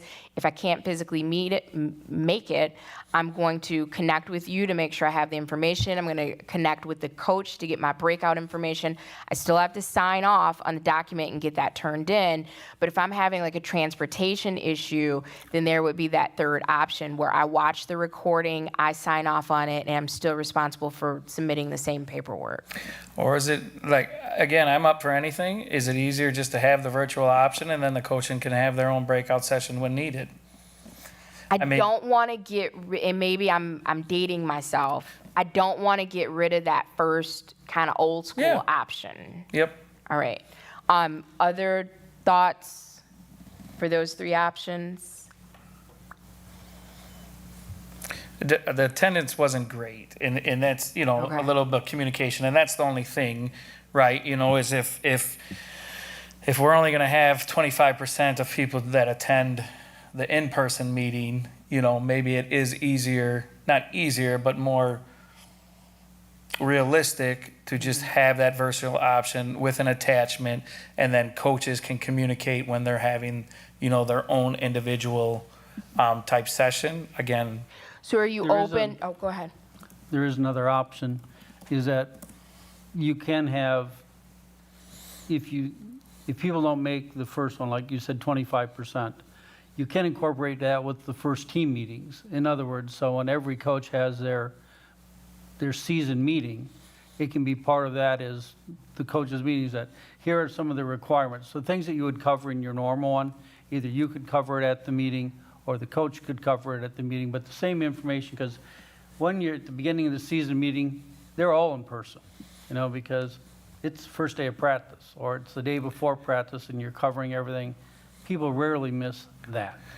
I would agree with you. However, we do have a majority of students that, you know, get involved at a later date, and I'm hope again with communication we can resolve some of those things and information. But we do have, you know, some students that do, you know, it's the first day of school. I want to come out for an athletic activity, and so in theory, great, but I don't think we're going to cover everybody. So is everyone agreeable to, we'll go into the October meeting with these three options, and if someone comes up with a real reason why we need to eliminate one or more, we can finalize that at the October meeting. Is that good? What I would say is what we can do is we can take a look at what options might be available. We've took these three.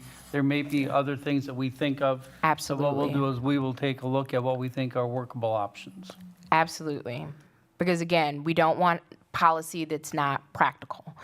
All right, Ms. Shope, I haven't forgot about you. I have a counter offer. All right, hear me out. 1, 2, 8, 4, 3, 5.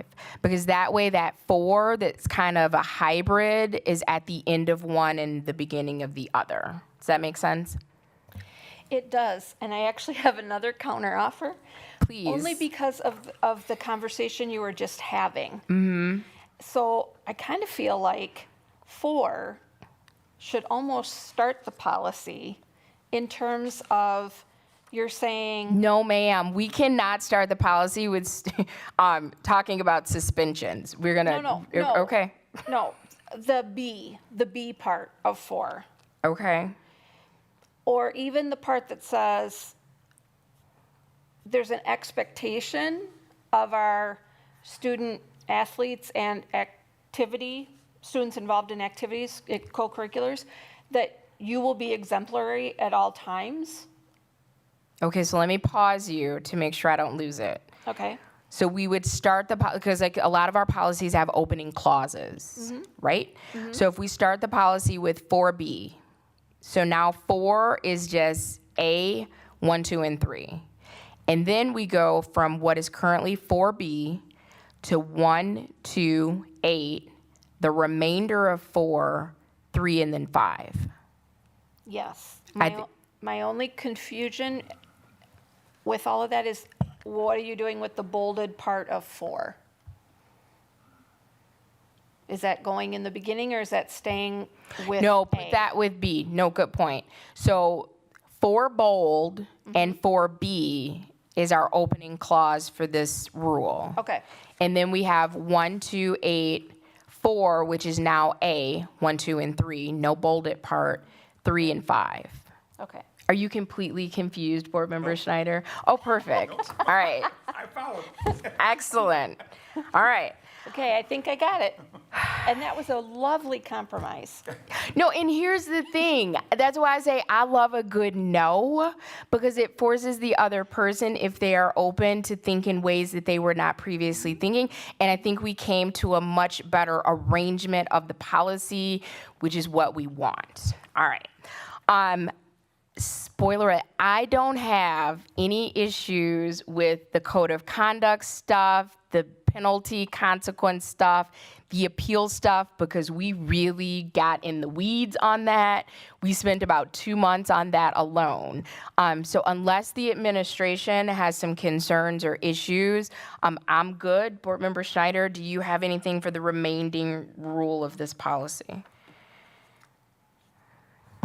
No. Okay. Other than I was just looking at Rule 3. Haven't gotten there yet. Yep, okay. But that includes a lot of Yes. number 5. And that was intentional because Right. we want our intermediate students to be well versed in like what our expectations are, what the consequences are, all of that. So that was very intentional. So last call, anything else that we need to prepare ourselves to address at our October 5th meeting from Rule 2? As I said, what we'll do is as we meet with the various stakeholders and we may find something, but then we will make sure that it's clear that you see it. So there may Absolutely. be additional changes depending on what our feedback is. And I'm expecting additional changes. I just didn't want to leave this meeting with not having any concerns that are currently on the table addressed. So I'm absolutely expecting changes. All right, so we are going to look at 3. With the code of conduct and kind of violations and penalties and all of that, that mirrors number 5 in Rule 2. But there are some things that are left out. And as I was reevaluating that, I'm like, I think this may be important to include. So I'm just going to throw out my list, and then the administration can kind of respond. So for everyone who's playing at home, this is Policy 377, Rule 3. It's a brand new policy, which is currently on hold because of last night's vote. So this is not in play currently. But when it does become in play, I want to make sure we got it right and that all parties are comfortable. So this is for intermediate school activities, athletics and activities, code of conduct. The code meeting for intermediate schools is not addressed.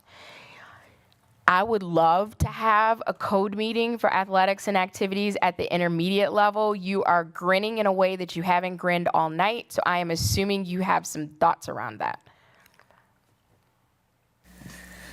Yeah, we're working on some middle school things. So,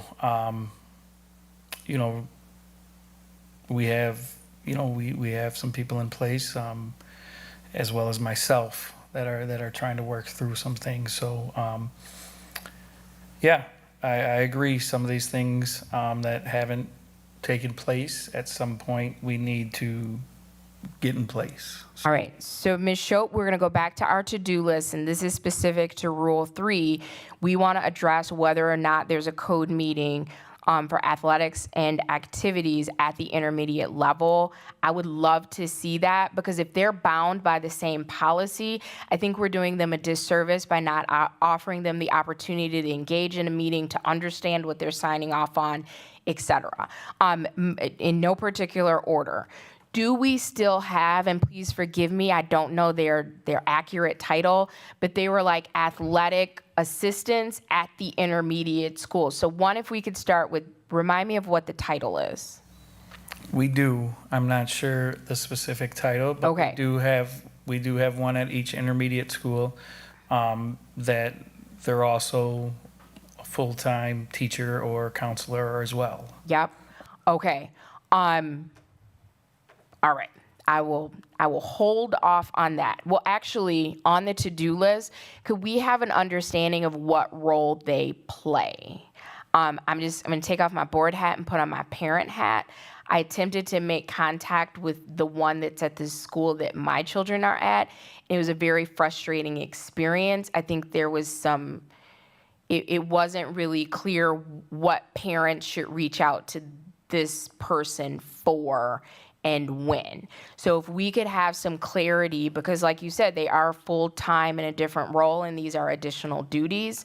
One, what services do they provide and when can they be accessed? As a parent, that would be very helpful for me and hopefully others.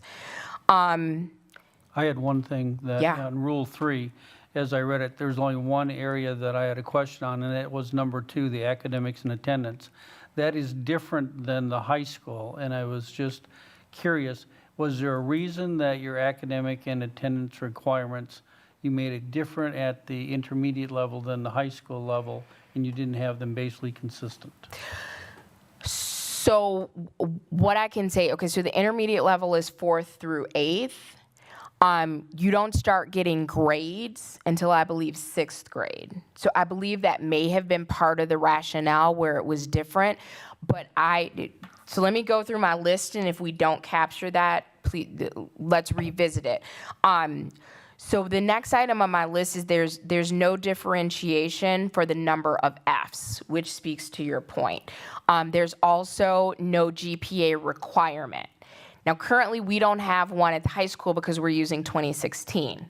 But if that changes, I want the administration to consider, do we want that reflected in our intermediate policy? And then if we can just do specific language around, this applies to students that receive grades. Because if a 4th grader is participating in an athletic or an activity, but they're on, SI, whatever, pass fail, then it's not apples to apples. Does that make sense? Okay, but I am in favor of having both of those policies mirror each other. I just don't want our students to get to 9th grade and it's completely a different system. So I just want everybody to be aware that these are not full-time assistants. And, we need to make sure that we're making sure what we're asking them to do is attainable. Okay. And mirroring it with the high school may not be attainable time-wise, if that makes sense. So let me ask you this.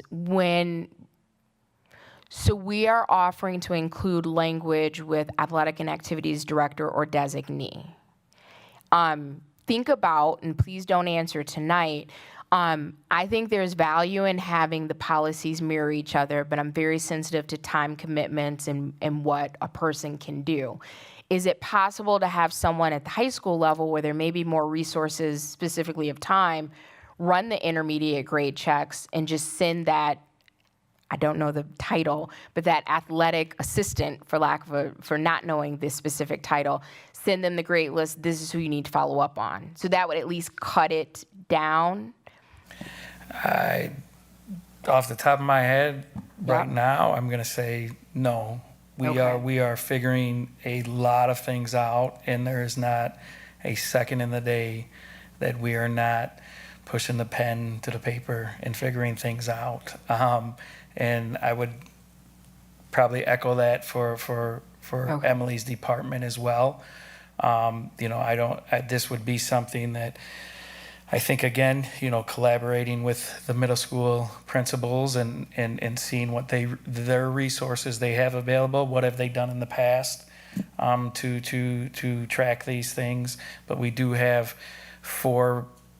3 out of the 4 are brand new in this position as well as myself. So we meet weekly.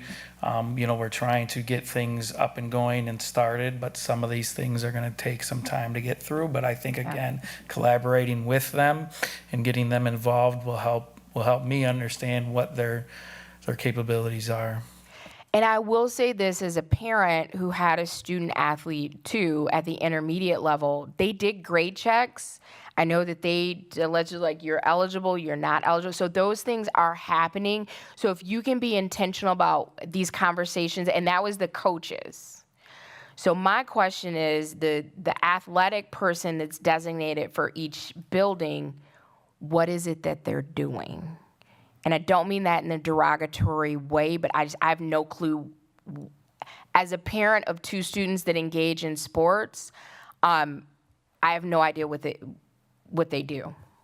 Yeah, we can get, I think I was sent some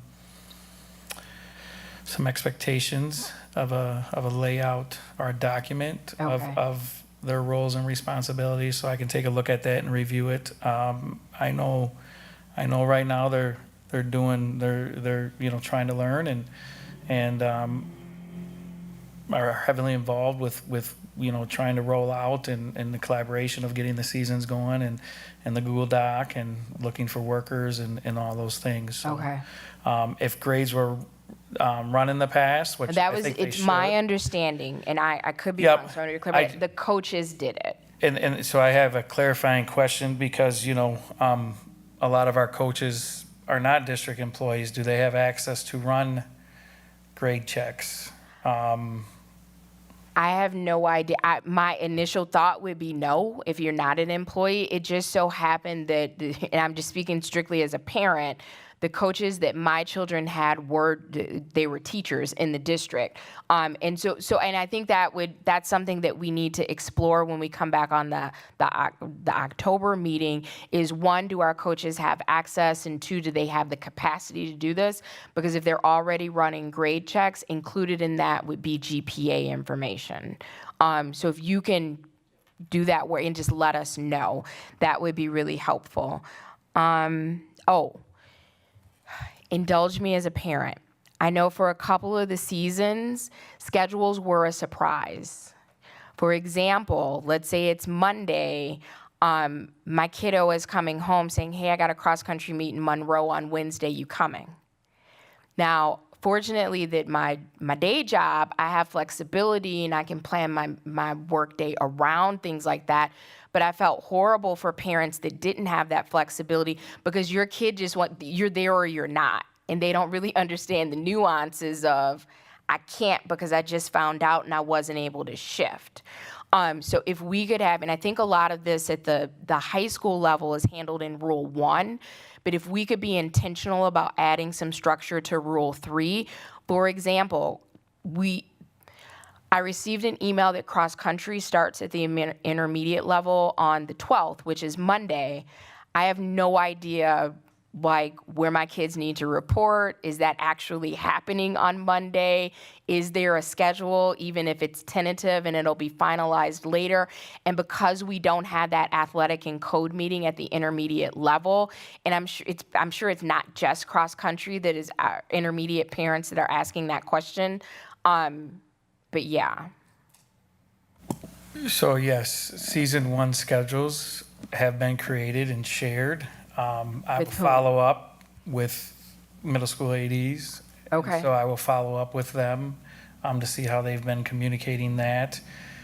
As far as some things, right? Some things are very easy with our 4 schools and schedules. We can play a single round robin or a double round robin, like in football and volleyball, with the end of the season tournament at the high school. Cross country is a little bit different. The number of participants at each school. A lot of these middle school cross country meets are combined with the high school cross country meets. Yep. And so, unfortunately, right, we still have to travel to some of these things for certain sports like cross country so we can get just more competitive where, if we only have 3 cross country runners at Aldridge, but we have 20 at Fruzen, like that doesn't make sense to run a dual meet with cross country. So Not a lot. we've worked through some schedules, and the coaches have been great with that. I will follow up with the communication. The reason we went to a start date of the 12th was to get kids back in school. Yep. And to get more information out to them so they can get involved. A lot of times when you start before school, not everybody has that information. So that was my goal with the 9/12 start to get everything. But I will follow up with them tomorrow and make sure that they are getting everything out that they need. We do have season 1 created. And then, again, it's about giving as much opportunity as we can. So we broke the seasons down to 6 weeks. We're bringing football back for 6th, 7th, and 8th, and then soccer is moving to the spring. So, yep. So a couple more things, and indulge me because these are strictly, well, I guess they're board and parent questions. So one, where can I go as a parent? Thank you for letting me know that those schedules have been created. They have not been provided, and I'll just for me as a parent, maybe I'll leave it there. Because one of the other concerns that I had is I pulled up the websites for all of our intermediate schools. Aldridge is leading the pack. They have their sports offerings out on the website. Now, I will say I can speak for Fruzen because I'm a parent there. We did get an email that broke down all of the sports seasons for the year, and that's how I know cross country starts on September 12th. And I was very appreciative of that, but it's not on the website. So Fruzen says coming soon, and it has said coming soon since pre-pandemic. For McNeil, I pulled theirs up. It's the same thing. It says McNeil activities and clubs, and there's no information there. And then the same for Cunningham.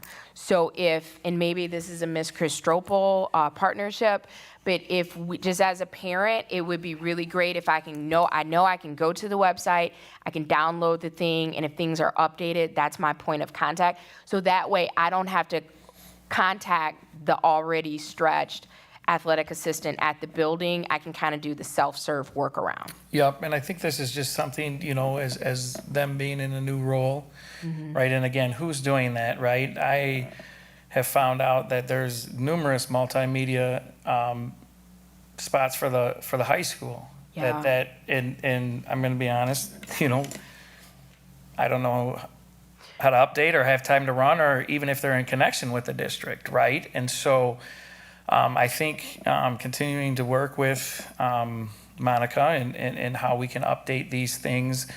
Did you get a letter that was sent out kind of in August that I wrote? So here's the thing. Okay. I am not the person so I'm going to divulge a little bit of personal information. So I'm talking to my husband, and I'm like, we got to get the kid registered so they can start cross country on the 12th. He said, I already did it. And I said, well, why didn't you tell me you did that? And he's like, I thought I emailed you. Anyway, he went online and filled out a form, and I think it was an acknowledgement of the code of conduct. And so as the policy chair, my question was, what was the revision date on it? And he's like, I have no idea. I read it and I signed it. So that has been communicated to parents, and I'm sure many parents have done that.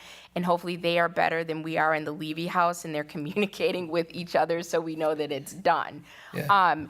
What we received at Fruzen, an email from the building principal that outlined the seasons. Yep. I don't believe I've received anything from you specific to intermediate athletics. So there was a letter that should have been pushed out prior to a Google document that just kind of outlined everything, hey, we're excited, blah, blah, blah, blah, blah, the season dates, what seasons are offering, right? And then a follow-up a week later or so, there was a Google Doc that should have been sent out for registration. Yes, I right? did get that. Yes. And so that's how they've registered. We reviewed season 1 schedules.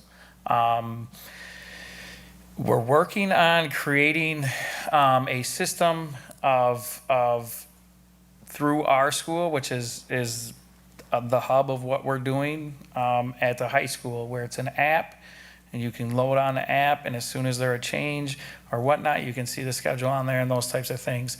I love that. That's a process, though, and we're working through that process, but that's a link that I'll communicate with the middle school ADs as well and principals that they can push out. I know they've been asking for some things. Again, we've had some general things that are created in there, but it's a process for me to get everything set up to represent everything that we're doing. So I've been working with our school a little bit to get some things set up. We got volleyball and football in there, but we don't have middle school cross country and golf in there because they're a little bit unique because we're playing outside of the city, right? And so they're in process. I get it. Those types of things, but I know they can at least send you the schedules of all the 4 offerings for season 1, and then I got to continue to work on season 2 and season 3 and season 4 and season 5. So right now, that's about the middle of my checklist. I'm hoping to get to season 2 in a couple weeks, but I will communicate with them that that they can push out if they haven't, or continue to push out again those seasons, especially because we have the season starting on the 12th. And if they can get information, I know we've hired a lot of intermediate coaches here in the last few days. So I think, again, getting them up to speed with kind of, what their expectations are as a coach, and looking at that Google Doc as registration, and then getting that information out, because emails and phone numbers should be on that Google Doc, so. Several questions. One, you made me a little nervous when you said we just hired a few coaches, because then those have to be board approved, and will they be ready? Okay, so, yes, okay, maybe we haven't, maybe that was the wrong language. Okay. There are some coaches that are in process. Okay, this is a process that we've started a few weeks ago, right? Obviously, we are hiring some people throughout our district, right?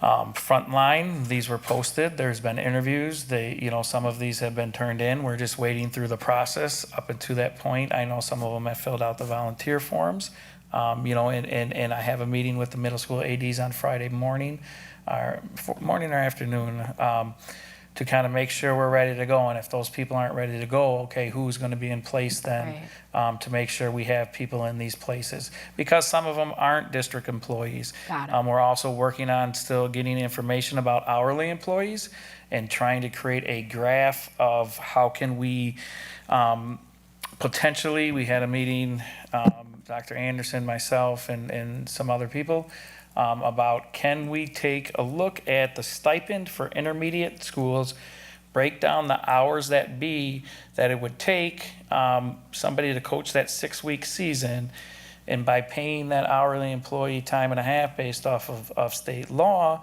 that we would still fall under that stipend allotment, if that makes sense. I have more experience than I probably want to Okay. have with that. We were working on that prior to the current matrix that we're using. Okay. So, yes. So that's something that hopefully is coming down the road to open up some options for some people that are already in our schools, that have relationships with kids, that want to coach, that want to give back, Yeah. those types of things. So again, we're just working on collecting some of that information and getting that together. So, it is a process to try to find people that people are stretched thin. Yeah. And so, we want to, but some of those people have turned in place. There's a document that I work through with HR that we go back and forth, and we meet regularly too to review that. So I just have a few more questions, and I'm going to yield the floor for any final thoughts, and then we're going to head out of here.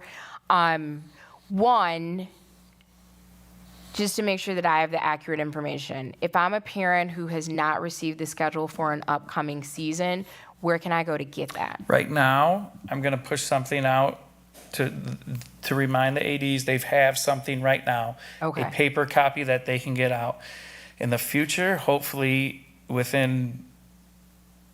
quickly, like I said, the football and volleyball is already on that. The app? The app. So Okay. we can send out the link to that app, and then that will be the hub moving forward, because then if something does change, we can also add bus not times. static. Yeah. We add bus times onto it, the location, all of those things are right on there. And so again, these people are working, their daily job. They can't answer those questions throughout. Yeah.